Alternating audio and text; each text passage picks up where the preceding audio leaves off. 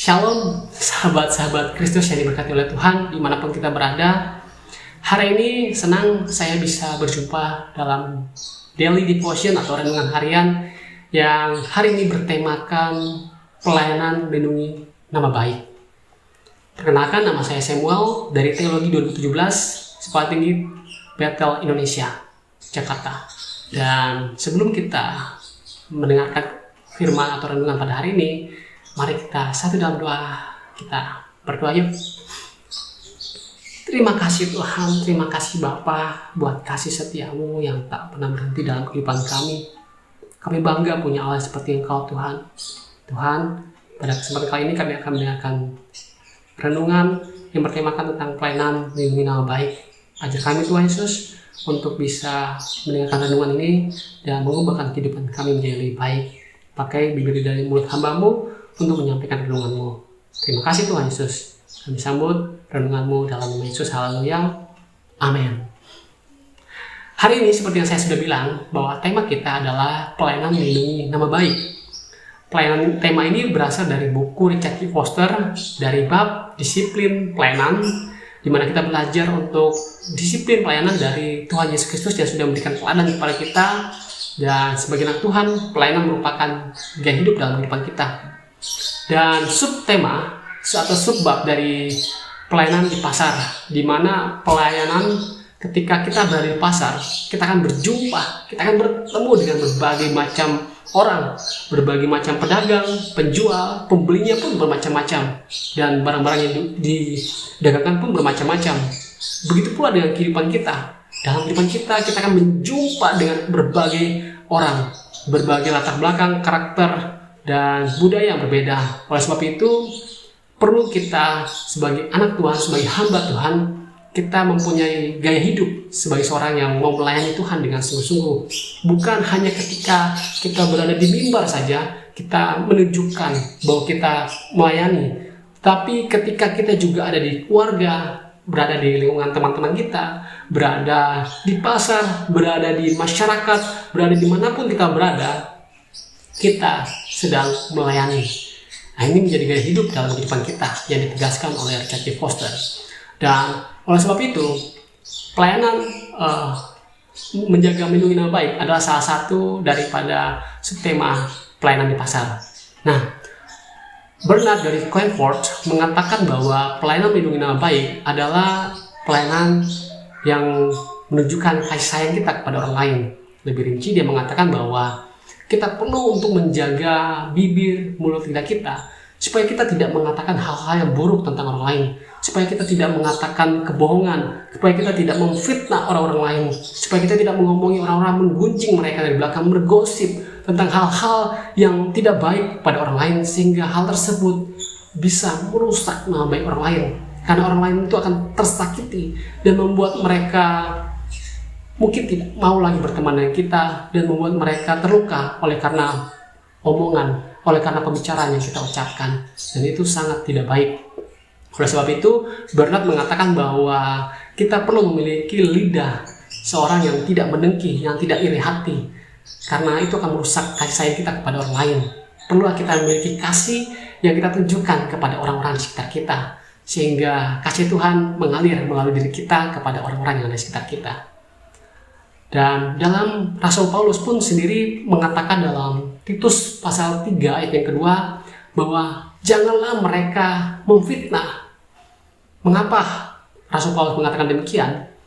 Pada konteksnya, pada saat itu umat Kristen atau umat yang percaya kepada Tuhan adalah kelompok yang minoritas, dan mereka saat itu sedang gencar-gencarnya untuk memberitakan Injil kebenaran firman Tuhan. Sehingga Rasul Paulus menasihati mereka dengan tegas, jangan sampai Injil kebenaran firman Tuhan dianggap jahat oleh karena perilaku, oleh karena perbuatan orang-orang Kristen yang suka memfitnah, suka mengomongi orang di belakang, yang membuat orang lain terluka dan menganggap bahwa ternyata Injil tidak baik.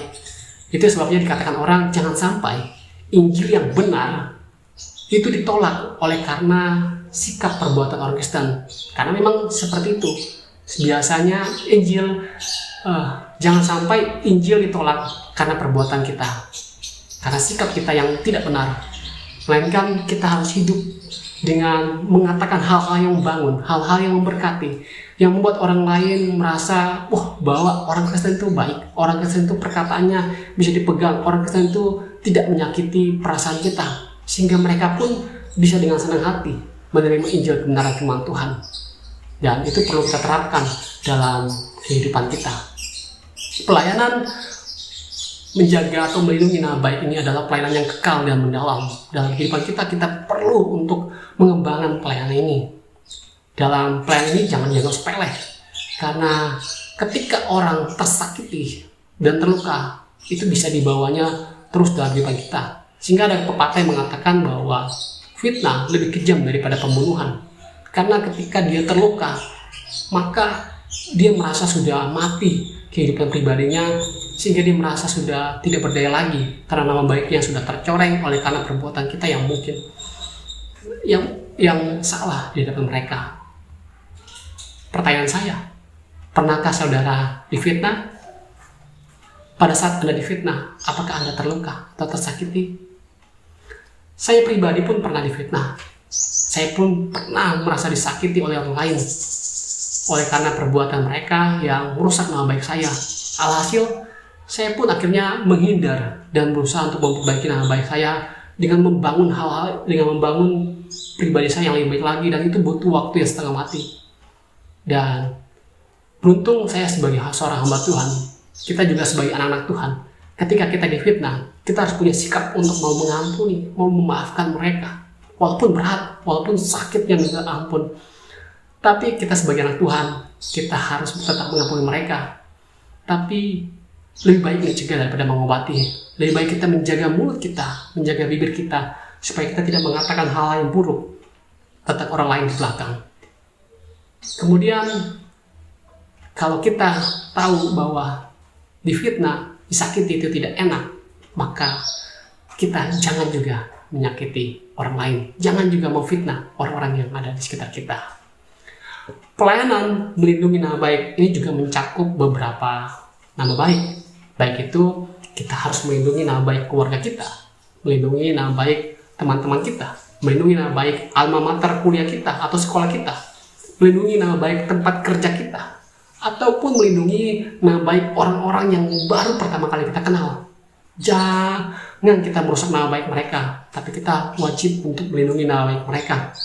Karena setiap orang pada dasarnya ingin agar nama baiknya baik, dan jangan membiarkan nama baik yang sudah mereka bangun lama kita bisa rusak dalam waktu sehari karena kita merusak nama baik mereka. Jagalah nama baik orang lain, jagalah mereka. Dan hal yang paling penting sebenarnya adalah kita harus menjaga nama baik Tuhan Yesus. Kenapa? Kita adalah anak-anak Tuhan, kita adalah hamba Tuhan. Sebagai hamba Allah, kita wajib untuk menjaga nama baik Tuhan di dalam kehidupan kita. Label Tuhan itu ada dalam kehidupan kita karena kita adalah wakil Allah. Kita adalah alat bagi kemuliaan Tuhan di dunia ini. Sehingga ketika kita melakukan hal-hal yang salah, ketika kita melakukan hal-hal yang tidak benar, seperti khususnya memfitnah, bergosip, atau mengomongin orang di belakang, itu juga secara otomatis akan merusak nama baik Tuhan kita, merusak nama baik Allah. Dan Allah bisa sedih karena perbuatan yang kita lakukan. Orang-orang akan menganggap bahwa ternyata orang Kristen jahatnya minta ampun, bibirnya mengatakan hal-hal yang tidak baik, menyakiti hati saya terluka karena perkataan itu. Oh, begitu ya orang Kristen, Tuhannya begitu ya. Dan itulah sebabnya kita perlu menjaga nama baik Tuhan Yesus, menjaga nama baik orang-orang yang ada di sekitar kita. Kita tunjukkan dengan kasih kita bahwa kita mengasihi Tuhan dengan segenap hati, segenap jiwa, segenap akal budi, segenap kekuatan kita, dan mengasihi sesama manusia seperti diri kita sendiri. Tunjukkan dan buktikan itu dalam perbuatan kita, keseharian kita. Menunjukkan bahwa kita bukan hanya hebat di mimbar, bukan hanya hebat ketika kita sedang hari Minggu, ketika sedang beribadah, tapi dari Senin sampai Minggu, bahkan ketemu Senin lagi, dalam waktu yang Tuhan masih berikan, kesempatan yang masih Tuhan berikan, kita tetap melayani dengan baik. Bibir kita melayani dengan baik, memberkati dan membangun orang-orang di sekitar kita. Itulah, dan kita harus hidup di dalam Tuhan dan Tuhan hidup di dalam kita, sehingga hidup kita memuliakan nama Tuhan. Andalkan Tuhan, andalkan Dia, dan saya percaya bahwa hidup kita akan menjadi berkat bagi banyak orang lain. Terus jaga mulut kita, jaga bibir kita, lidah kita dari perkataan-perkataan yang memfitnah dan merusak nama baik orang lain. Tuhan Yesus memberkati. Shalom.